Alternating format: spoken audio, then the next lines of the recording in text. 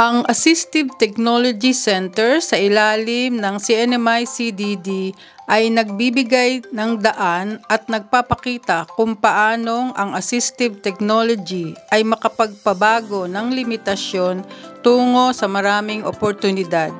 Ang layunin ng center ay magbigay ng daan sa pantulong na teknolohiya at mga kaugnay na serbisyo upang matulungan ang mga individual na may mga kapansanan na maging kapaki-pakinabang, may kalayaan at matagumpay ayon sa kanilang mga pangangailangan at kapakanan.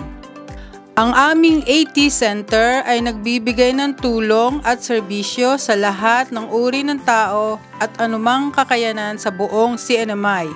Mahigpit kaming nakikipagtulungan sa mga miyembro ng pamilya, guro, medical at therapeutic na profesional, mga paaralan, negosyo, ahensya ng gobyerno at vendor upang mas matulungan silang mapagsilbihan ang mga pangangailangan ng mga individual na may mga kapansanan.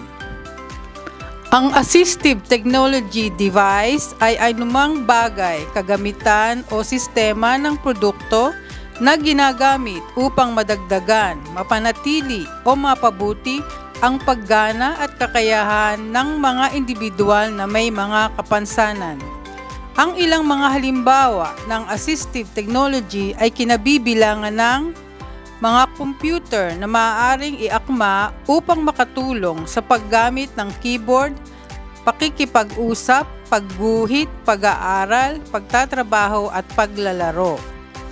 Software na maaaring gumamit ng maraming bagay tulad ng pagbabasa ng teksto, pagkilala sa pananalita, pagsasalin ng teksto sa braille, pagpapalaki ng teksto, pag-aakma ng pagtuturo at pag-aayos ng impormasyon.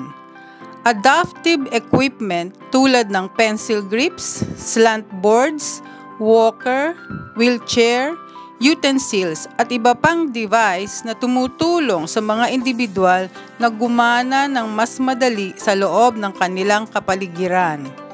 Ang mga mapagkukunan ay makukuha sa pamamagitan ng Medicaid, Medicare, pribadong insurance at iba pang mga mapagkukunan upang magbayad para sa teknolohiyang pantulong.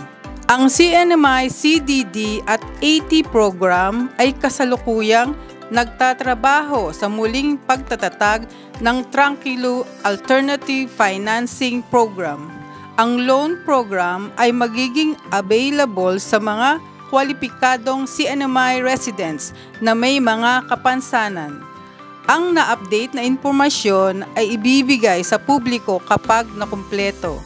Ang mga karagdagang pamantayan ay ilalathala. Upang matuto ng higit patungkol sa Assistive Technology Program, maaaring bisitahin ang aming website sa cnmicdd.gov.mp.